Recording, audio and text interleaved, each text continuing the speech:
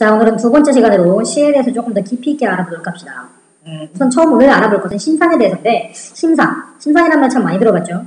이 심상이란 게 뭘까? 정확히 좀 알고 가야 될 것 같은데, 알다시피 제가 수업 시간에 누차 얘기했었죠. 창연고라고 하는 학교는 타 학교에 비해서 서술형 문제의 배점이 굉장히 높다고, 그렇죠? 마찬가지예요. 이번 것도 어떤 서술형 문제가 어떻게 나올지 모르니까 우린 정확하게 뭐든가 좀 구체적으로 알고 넘어가자 이거지. 그럼 심상의 개념을 한번 알아보도록 합시다. 자, 심상이란 뭐라고?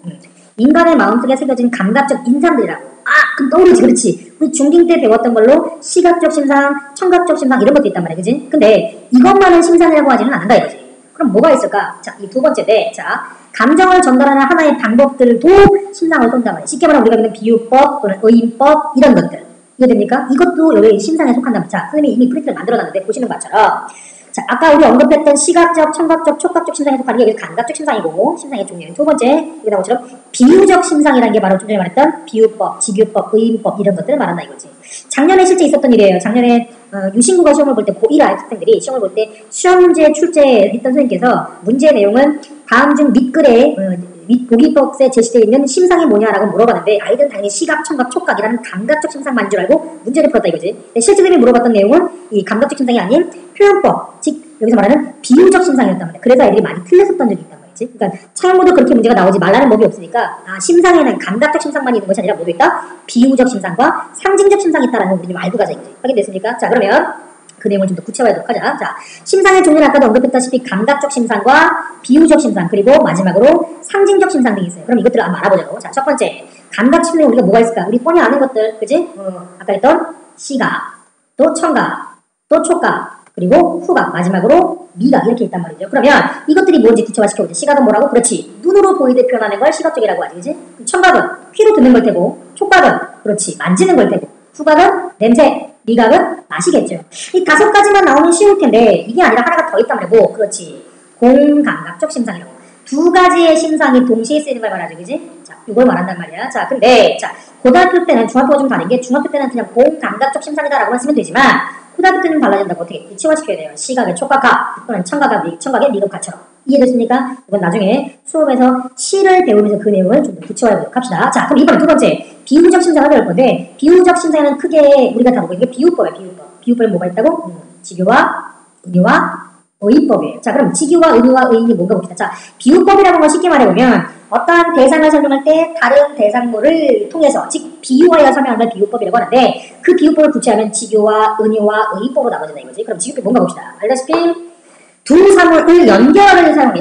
연결에 뭐가 있지? 알다시피 뭐뭐같이, 뭐뭐듯이, 뭐뭐처럼이야. 이걸 조금 더 다른 설명 방법을 이용한다면 직유법이라고 하는 것은 그렇지. 원관념을 드러낸 채 설명하는 걸 뭐라고 한다? 직유법이라고 한다. 그러면 은유라는 건 뭘까? 은유라고 하는 건 대상을 연결 없이 즉 뭐뭐같이, 뭐뭐듯이, 뭐뭐처럼이라는 말을 쓰지 않고 설명하는 건 이걸 쉽게 말하면 원관념을 드러내지 않은 채 표현하는 걸 말한다. 이렇게 보면 되겠죠. 대표적인 예가 내 마음은 호수요. A는 B다와 같은 표현. 확인되니? 이거를 예를 들어 표현하면 이렇게 되겠지. A, 자, 봐봐. A equal B다. 이해돼요? 자, 봐봅시다. 내 마음 equal 뭐다? 호수다. 이렇게 되는 거잖아. A는 B다.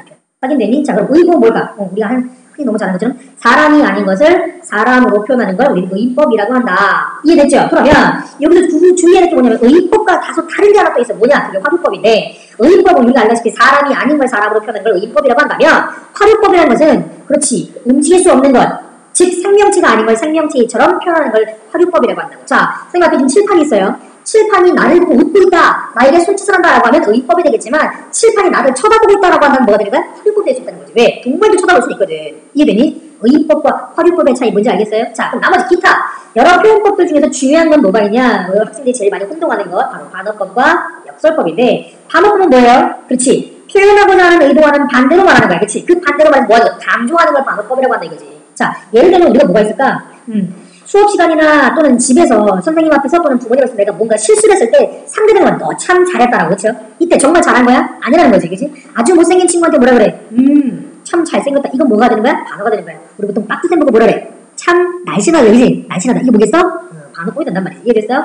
자, 역설법은 뭘까 그러면? 역설법은 그렇지. 모순된 상황을 제시해 그 속에 진실을 담는 걸 뭐라고 한다? 역설법이라고 한다고. 자, 그럼 여기서 모순이라는 말을 먼저 알아보자고. 모순이라고 하는 말뜻은 앞뒤 상황이 맞지 않는 말이야. 반어와는 다르죠. 반어법은 제시하고자 하는 것과는 정반대로 전하는 걸 반어라고 한다면 여기서 말하고 있는 역설이라고 하는 뭐라고? 앞뒤 상황이 맞지 않는 역설, 모순된 상황을 말한다고. 대표적인 예가 뭐가 되니? 우리가 는 시에서 소리 없는 어성. 이게 되겠지, 그치? 확인되니? 자, 관념적 상징은 뭘 말해요? 관념상징은 공동체 사람들이, 즉 우리나라 사람들끼리 흔히 통하는 상징. 개인적 상징은 그 시 혼자 쓰는 상징. 원형적 상징은 어디 가서나 쓸 수 있는 상징. 이등이 자 여기까지 정리하고 우리가 나머지 이어서 나머지 부분 본격적인 시에서 한번 이야기해보도록 합시다. 자 이번에 이어서 배울 부분은 시조세수예요. 시조세수. 그럼 먼저 시조가 어떤 것인지 시조에 대해서 마찬가지로 이론을 좀 알고 가야지 시조를 좀 더 분명히 알 수 있겠죠. 시조에 대해서 개념으로 또 다시 설명해 보도록 할게요. 자 시조라고 하는 문학 장르는 고려 중엽에 발생돼서 고려 말 조선 초에 번성을 했대요. 물론 현재에도 현대 시조라고 하는 형태로 전승되고 있는 정형화된 문학갈래야. 이해되셨습니까? 자 처음부터 시조라고 불렸던 것은 아니고 가객, 현재의 가수라고 불리죠. 가객 이세창에 의해서 시조라고 불려졌다고 하죠. 자, 기본적으로 원래 시조에는 제목이 없어요. 그래서 보통 초장 부분, 첫 줄을 제목화해서 부르고 있죠. 이게 시조에 대한 개념이라고 볼 수 있는데, 그럼 시조의 형식은 어떤가 보자. 아까 언급했다시피 정형화된 문학관리를 했거든. 그럼 어떤 기본적인 틀이 있을 거란 말이지. 가보자. 자, 기본적인 형식을 갖춘 문학 장르에 보통 3장, 6부, 45장 내외라고 하지, 그지? 보통 3, 4조 또는 4, 4조의 8부, 4음포 문학갈래라고 해. 자, 잠깐 언급하고 갑시다. 쉽게 단순화시키면 3음포와 4음포의 문학 장르를 조금 혼동하는 친구가 있는데 양반 문학은 몇 음포? 4음포로 서민 문학은 몇 음포? 3음포로 이해하면 조금 더 빨라질 수가 있어요. 쉽게 이해할 수가 있는 거예요. 왜 그러냐면 양반은 남는 게 뭐다? 시간이다. 그럼 이 시간을 쓰기 위해 사용되는 음포는 당연히 3음포에 비해서는 4음포가 많을 것이고 서민들이 쓰는 문학의 시라고 하는 것은 알다시피 노동할 때 쓰는 게 많단 말이에요. 그러니까 4음포보다 조금 더 빠른 템포로 경쾌한 느낌을 주는 몇 음포? 3음포를 쓴다. 아까도 언급했고 수업시간 매번 말하지만 시조라고 하는 문학 장르는 주 향유계층이 누구다? 양반이다. 고로 3음포가 아닌 4음포로 기억하면 좀 더 쉬울 거야. 그치? 자, 두 번째. 알다시피 여기 위에 나왔죠. 3장 6부라고. 그럼 3장부터 뭔가 보니까 초장, 중장, 종장으로 이루어져 있어요. 자, 여기서 초장, 중장, 종장에서 몇 장? 3장이고 자, 여기 보면 3, 4 이렇게 둘씩 묶어볼게. 몇 개로 묶여? 6개로 묶여. 그치? 이걸 뭐라고 한다? 3장 6구라고 한다. 그 다음에 글자를 봅시다. 3, 4 몇 개로 하나니? 4개로. 몇 음포? 4음포. 그리고 각각 니들이다 3, 4 또는 4, 4로 이루어진다. 3, 4조 또는 4, 4조의 4음포라고 한다. 이 가로친 부분에서 하면요 3 대신에 4가 들어갈 수도 있다는 얘기지. 정형화된 형식을 갖추고는 있지만 100% 꼭 그렇게 맞춰야만 하는 것은 아니다. 고로 자유로운 형식이라고 말할 수도 있다는 거야. 그지? 자, 그 다음에 글자 수를 다 더해봅시다. 전체를 여기 있는 숫자를 다 더하면 몇이 되냐면 43이 되는데 여기 있는 괄호친 부분처럼 3 대신에 4가 더 들어갈 수 있다고 치면 하나, 둘, 셋, 넷, 5개로 플러스 5를 더해보죠. 48이 되지고 43에서 48 중반 45자 내외라고 말하는 거예요. 확인됐습니까? 그러면 그러한 시조의 종류는 뭐가 있느냐? 자, 알다시피 첫 번째 나오는 게 평시조예요. 평시조는 쉽게 말하면 평범한 시조야. 위에 언급했던 율격을 잘 갖춘 시조를 뭐라고 한다? 평시조라고 한다. 그럼 글자 수를 맞추어서 시를 쓰는데 쉬운 일은 아니겠지, 그치? 그리고 양반문학, 서민문학, 양반문학. 자, 그 다음에 그러한 평시조만 갖고는 자신의 마음을, 자신의 생각을 전달하기 어려웠겠지. 그래서 그 내용을 이어붙여 평시조 여러 개, 1평시조, 2평시조, 3평시조 이걸 뭐라고 한다? 연시조라고 한다. 그 연시 또한 양반문학이라고 볼 수 있겠지. 이거 이 외에 하나가 더 있어요. 우리가 알고 있는 게 뭐야? 사설시조야, 그치? 사설시조는 조선 후기에 한글이 보급된 이후부터 서민들이 다른 사람들, 양반들의 생각이나 또는 다른 서민들의 생각을 이해하고 받아들여서 생각이 더 넓어지지. 그래서 양반만큼 시를 쓰고 있긴 한데 양반만큼 아는 바가 많지 않다 보니까 그 생각을 압축하지 못해. 그래서 평시조에 비해서 어디가 더 길어? 중장이 그 형태를 취하는 걸 우리 뭐라고 한다? 사설시조라고 한다. 현재 우리 시험 범위에는 사설시조가 있어요? 없어요? 없어요. 확인됐습니까? 자, 이 이외에도 어치조라는 게 있긴 하지만 우리는 어치조까지는 알 필요 없이 세 가지만 알면 된단 말이죠. 확인됐습니까? 자, 그럼 이 시 수업에 이어서 이제 우리 여기 나오는 시조, 본격적인 시조에 대해서 분석해 보도록 하도록 할게요. 자, 그럼 이번에는 이 시조에 대해서 한번 정확히 한번 이해해 보도록 합시다. 현재 우리에게 주어져 있는 시조가 몇 개인가 보니까 3개예요. 3개, 그지? 이조년의 시조, 그리고 황진이의 시조, 나머지 윤선도의 어부사시사라고 하는 시까지 3편이 내적해져 있는데, 자, 잠깐 짧게만 보더라도 이 시조가 우리가 아까 언급했던 3가지의 시조의 갈래 중에 뭐에 속하는 것 같아? 연시조는 최소는 아닌 것 같고, 그지? 그럼 평시조와 사설시조가 남았는데, 사설시조라고 하는 장르 자체는 평시조에 비해서 중장이 길다고 했는데 얘네들은 긴 것 같진 않단 말이지. 적어도 이중의 시조하고 황진의 시조는 그렇게 안 보인단 말이지. 그치? 그러면 이 두 개로 집어넣어보자. 얘는 뭘까?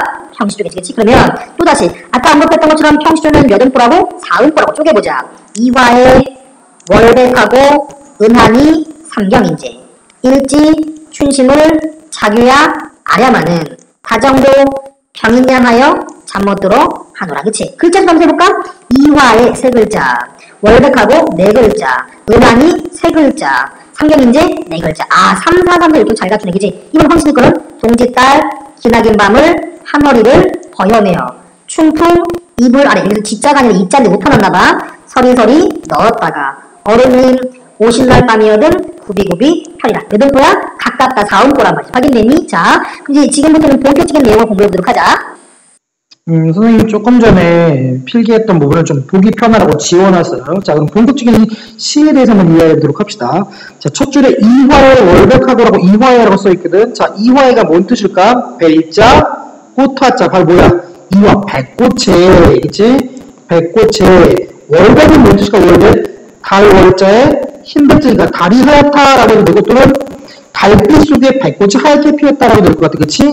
오늘은 흰 달빛이라고만 써줄게. 이렇게. 자, 보자.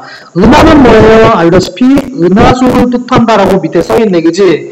삼경은 뭘 뜻하지? 시간을 뜻하는데 이 삼경이라는 시간은 깊은 밤을 뜻한다라고만 이해해보자. 깊은 밤. 그러면 이 초장을 이해할 때 이화를 월백하고 백꽃이 달빛 아래 하얗게 펴있고 은하수가 삼경 깊은 시간을 알릴 때야. 즉, 이 부분 초장 부분은 뭘 제시한 거야? 그렇지. 시간적 배경을 제시한 거라고 볼 수 있어. 왜? 이 백꽃이 피는 시기는 언제인데? 봄이고, 지금 현재 하루 시간은 언제야? 깊은 밤이야. 그죠? 그 다음 보자. 일지 춘심을 자기야 아랴마는 했단 말이야. 춘심 뭐라고? 봄의 마음이 그지? 봄의 마음을 자기 뭐라고? 그렇지. 소쩍새야.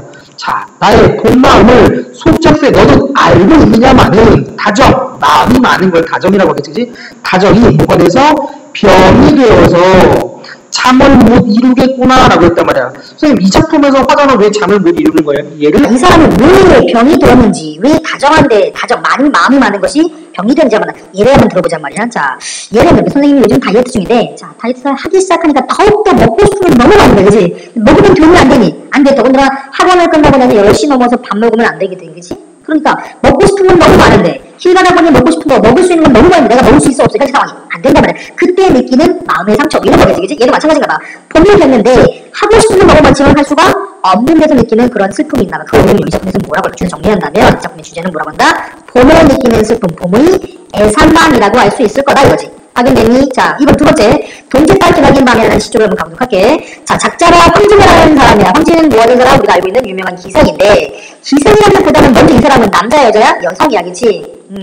이 사람은 여성으로서 당시의 여성들은 기사 이때 누구든 간에 아무리 세상엔 남자가 좋아도 그 남자를 따라가면 돼? 안 돼? 안 돼. 남자를 쫓아가는 건 그 당시에 굉장히 못된 짓으로 갔단 말이지. 남자가 하고자 하는 일을 막는 그런 못된 여자로 본단 말이야. 그러니 아무리 보고 싶어도 찾아가선 돼? 안 돼? 안 돼. 항상 여성은 적극적 태도보다 어떤 태도? 소극적인 태도를 취할 수밖에 없다 이거지. 여기도 마찬가지야. 누군가가 보고 싶지만 그 님을 직접 찾아갈 수 있다 없다? 없다. 가보자 그러면 이 작품의 그 대사는 누군가는 자, 서경덕이라는 인물이래요.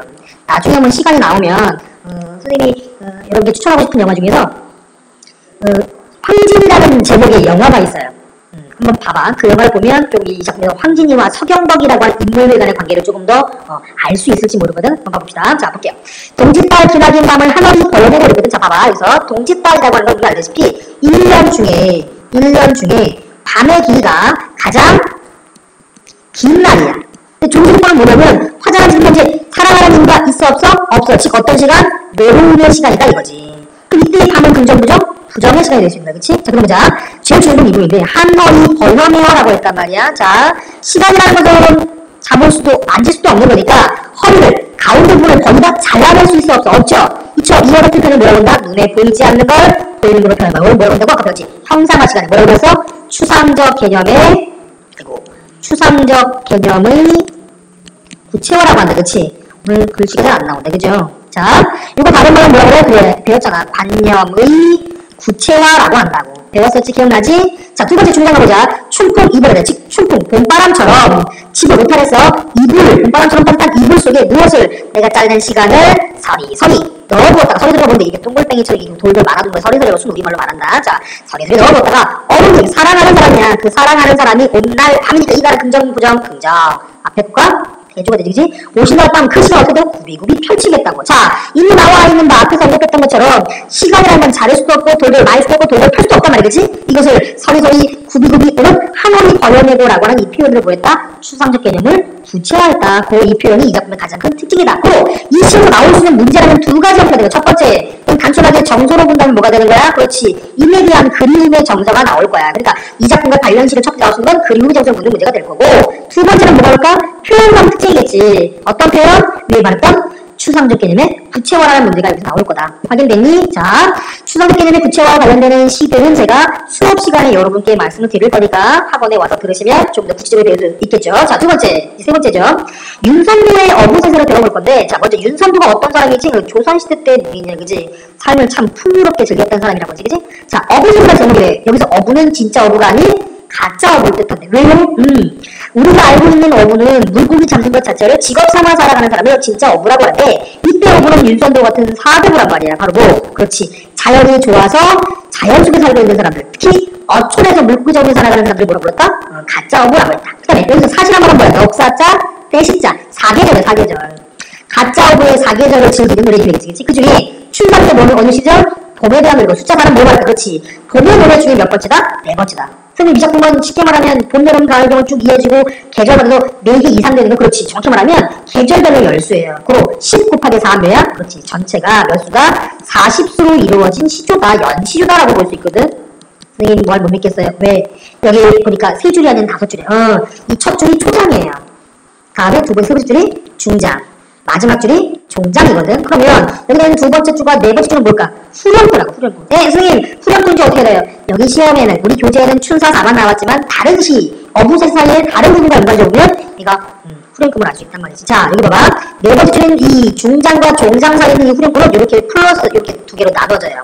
앞에 부분 지국총, 지국중이란 말은 노를 저을 때 나는 소리야. 이걸 의성어라고 하겠지? 의성어와 플러스 뭐다? 어사와란 말은 어여차, 어경차는 구호야. 이렇게 이루어진 걸로 이 네 번째 줄은 전체 40수가 다 동일해요. 전체 40수가 동일하게 나와 있어. 이해되니? 자, 그에 비해서 이 두 번째 줄에 있는 이게 문제인데, 얘는 작품마다 좀 차이가 있다면 어떤 차이가 나보니까 얘는 계절과는 관계가 없어요. 계절과는 무관하게 뭐가 있을까? 이렇게 나눠지는 거야. 계절과는 무관하게 1수부터 5수까지의 노래는 물고기를 잡으러 나가는 내용, 즉 출항과 관계된 내용으로 전개되고 있고, 6수부터 10수까지는 뭐다? 10수까지는 물고기 잡고 돌아오는 귀선과 관계된 이야기인데, 앞에 언급했다시피 얘는 4수란 말이야. 그러니까 뭐와 관계된다? 출항과 관계된 이야기다 라고 볼 수 있지. 그래서 이 이야기는 뭐냐? 노를 저어라 이 뜻이야. 하긴 그러면 이 후렴구를 제외하고 초장, 중장, 종장을 볼 건데, 선생님 여기서 하나 질문이 있어요. 뭔데? 자, 초장, 중장, 종장을 보기 전에 지금 우리 후렴구를 먼저 배웠잖아요. 예전에 배울 때 고르발로라고 하는 것에서 후렴구는 특별한 기능 없이 리듬감만 부여한다는데, 여기서는 이런 기능들이 있다고, 이런 의미가 있다고 했으니까, 그러면 이 후렴구라고 하는 이 부분, 이어라 이어라나 지국총, 지국총, 어사와라는 이 부분이 주제를 나타내는 부분이 되나요? 주제를 직접 제시하지 못하지만 주제와 연관이 없다고 말하기는 어렵죠. 왜? 이 작품의 제목이 어부 사지사고, 그 제목을 풀면 아까 말했다시피 어촌에서 느끼는 사계절의 즐거움이래. 중장과 초장 사이에 있는 이어라 이어라도 어촌의 삶의 모습과 비슷하고, 중장과 종장 사이에 있는 이 네 번째 줄의 호흡도 마찬가지로 어부의 삶과 관련이 없지는 않으니까 간접적으로 관련이 있다고 할 수 있겠지만 직접 주제를 제시한다고 말할 수는 없는 거지. 확인됐니? 자, 그럼 다시 한번 초장, 중장, 종장의 내용을 봐봅시다. 우는 것이 벚국인가? 푸른 것이 버들수가. 선생님, 이걸 스페셜 이유는 뭐냐면, 앞에 부분을 A라고 두고 뒤에 부분을 B라고 할 때 A와 뒤에 표현법이 비슷한 거지. 이걸 오늘 뭐라고 그래? 그렇지. 표현사 대꾸법이라고 하죠. 자, 다음 보자. 울고 있는 게 벚국이냐, 푸르게 보이는 것이 버들숲이냐. 이때 벚국이와 버들숲은 바로 봄이라는 계절을 나타내는 계절적 요소로서 역할한단 말이야. 계절적 요소. 보자. 어촌의 두어짐이 넷 속에 나락들. 이게 무슨 말일까? 넷이란 말은 안개란 뜻이야, 안개. 어촌에 있는 두어체의 집들이 안개가 짙어지면 안 보이고, 안개가 옅어지면 보이는 것을 나락나락 들락날락한다라고 하는 거야. 들락날락. 무슨 말인지 이해되니? 안개를 기준 잡아서 안개에서 보이면 나에게 다가오고, 안개에서 안 보이면 안개로부터 멀어지고, 들락날락한다라고 말한 거야. 확인되니? 자, 그 다음 보자. 맑은 깊은 소리, 소란 말은 연못을 뜻해요. 맑고 깊은 연못 속에 온갖 물고기가 뛰어노는구나. 바로 어떤 말? 봄의 역동성을 말하고 있다. 그치? 봄의 역동성을 말한다라고 볼 수 있어요, 이게. 그래서 이 작품은 뭐라고? 봄의 아름다움. 봄을 즐기는 아름다움이라고 할 수 있다. 확인되니?